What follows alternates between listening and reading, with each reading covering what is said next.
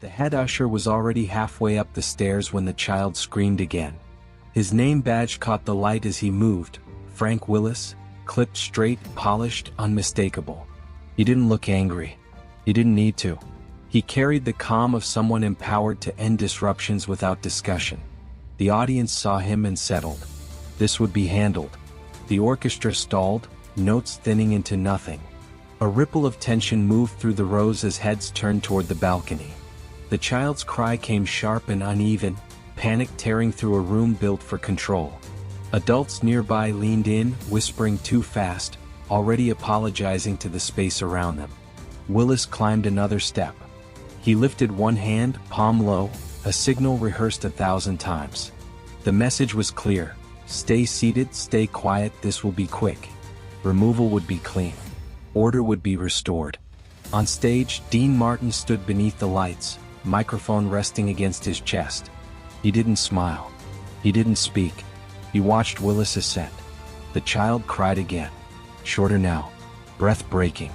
The sound cut through the velvet and brass and landed hard in the open silence. A few people shifted, impatience surfacing. Others stared straight ahead, relieved they were not the ones about to be escorted out. Willis reached the landing and turned toward the balcony aisle. From there, everyone could see him. The parents froze. Their shoulders rounded inward. This was the moment they would be asked to stand. The walk would begin. Status would be lost in front of strangers who would remember none of the details, only the interruption. Willis took one more step. That step mattered. Once taken, the process would complete itself. Authority, once in motion, rarely reversed without consequence. Dean Martin moved. He lowered the microphone to the stand and stepped away from it, leaving it behind. Not a pause. Not a gesture. A decision made physical. He walked to the edge of the stage, angling his body toward the stairs where Willis stood. The band stiffened. Heads snapped back to the stage. The room recalibrated around the movement. Willis stopped mid-step, suddenly aware that his authority had just been met, not with protest but with position. The child cried again. Dean Martin kept walking. The room didn't know how to process what it had just seen. Dean Martin wasn't supposed to leave the microphone. That space, center stage under the lights, was where his authority lived. Stepping away from it wasn't dramatic. It was destabilizing. It stripped the moment of performance and turned it into something else entirely. Frank Willis felt it immediately. From the landing, he could feel the audience's attention peel away from the balcony and lock onto the stage. That was the risk no usher wanted. His authority depended on being invisible, efficient, unchallenged. Now he was visible and being watched. This was not a misunderstanding. Both men understood the stakes. Willis had a job to do. He was empowered by the theater, by policy, by the unspoken agreement of the crowd. If he completed the removal, the night would continue. If he stopped, he would have to explain why. Either way, his credibility was on the line. Dean Martin understood that too. He had everything to lose by leaving the microphone. Momentum. Control. Reputation. A room full of people who paid to see him perform, not pause. If this went wrong, it would be remembered as indulgence at best, weakness at worst. The child cried again. Softer now, uneven, exhaustion creeping in. The parents in the balcony sat frozen. They hadn't been addressed yet, but they could feel the attention shift toward them like heat. Their night hung on someone else's decision. The band stayed perfectly still. No one dared fill the space. Any sound now would choose a side. Willis adjusted his grip on the railing. He looked down the aisle toward the other ushers, then back at the stage. This had stopped being procedural. It was personal now. If he continued up the stairs, he would be overruling the man the audience came to see. If he stopped, he would be defying the rules he was paid to enforce. Dean Martin reached the edge of the stage and stopped there. He didn't climb down. He didn't raise his voice. He simply stood where everyone could see him, his body turned toward the stairs, his presence blocking nothing, except the inevitability of what was about to happen. This was the crossroads. Order versus dignity. Procedure versus judgment. Completion versus interruption. The audience felt it tighten. Someone was going to lose standing in this room. The only question left was who. Frank Willis took a breath, shallow and controlled. Dean Martin waited. Frank Willis had been trained for resistance. Angry patrons. Drunk hecklers. People who argued loudly and backed down once authority leaned in. This was different. Dean Martin wasn't arguing. He wasn't blocking the stairs. He wasn't even speaking. He was standing in a place he was not supposed to stand, forcing a choice without issuing a challenge. That made it dangerous. Willis took another half step upward, testing the space. Not forward enough to commit.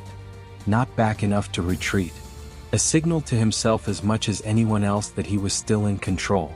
The audience noticed. The shift was subtle but immediate. What had been impatience a moment earlier hardened into attention. People leaned forward. Not to see the child. To see the men.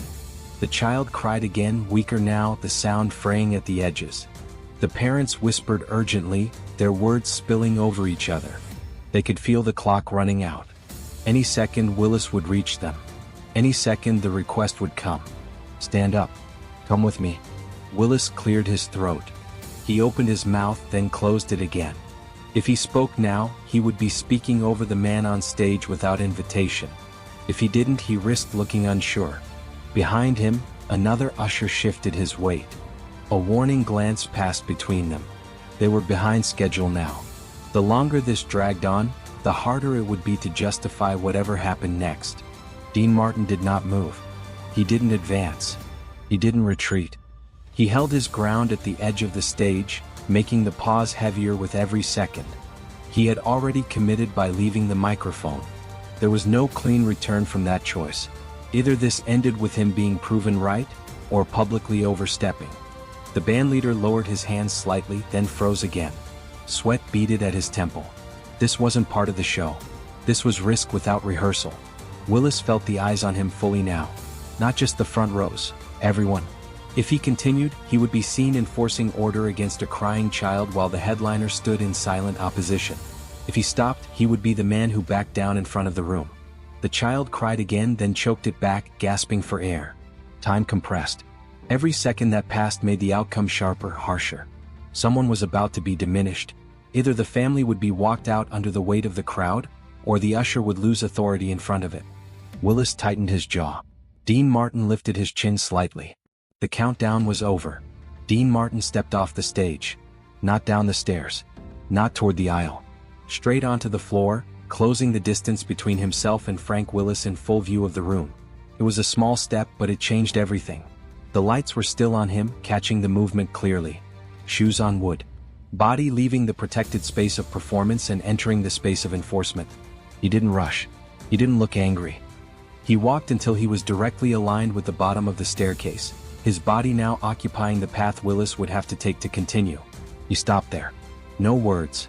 No gesture. Just position. The room locked. Willis froze with one foot higher than the other, his hands still on the railing. He had not been touched. He had not been ordered to stop. But to continue now would mean physically passing the man everyone came to see. It would mean brushing past him. Overriding him. Doing it in silence, under the lights, with the entire audience watching. That was the risk made real. The child cried again, but the sound barely registered now. Attention had fully shifted. This was no longer about the balcony. It was about whether authority would force its way through dignity, or recognize the boundary that had just been drawn without permission. Willis swallowed. His badge glinted under the light. This was not in the manual. If he advanced, he would win the procedure and lose the room.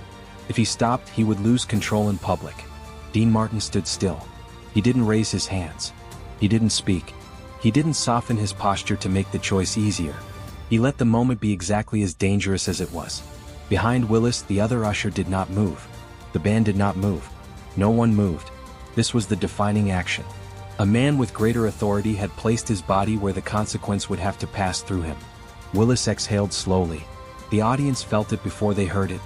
The tension cracked, just enough to let the truth in. Willis lowered his foot back onto the step below. Then another. He stepped down and away from the staircase, breaking eye contact first. Dean Martin did not move. The power had already shifted. The reaction didn't come all at once. It arrived in fragments. A breath released too loudly in the front row. A hand dropping from a clenched fist. A woman pressing her palm flat against her chest as if steadying something that had slipped out of place. The room didn't erupt. It recalibrated. Frank Willis stood off to the side of the stairs now, no longer ascending, no longer advancing. His shoulders had lowered. His authority hadn't been taken from him, it had drained away in real time, in front of witnesses who understood exactly what had just happened.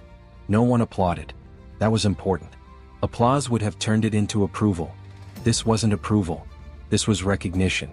The child's crying slowed. Without the pressure of removal pressing closer, the sound lost its edge. Breath evened out in stages. The parents in the balcony didn't move. They didn't thank anyone. They didn't have to. Their posture told the story, backs no longer rounded inward, hands no longer braced for shame. Dean Martin remained where he was. He didn't turn back to the stage. He didn't look at Willis. He didn't acknowledge the room. The action had already been taken.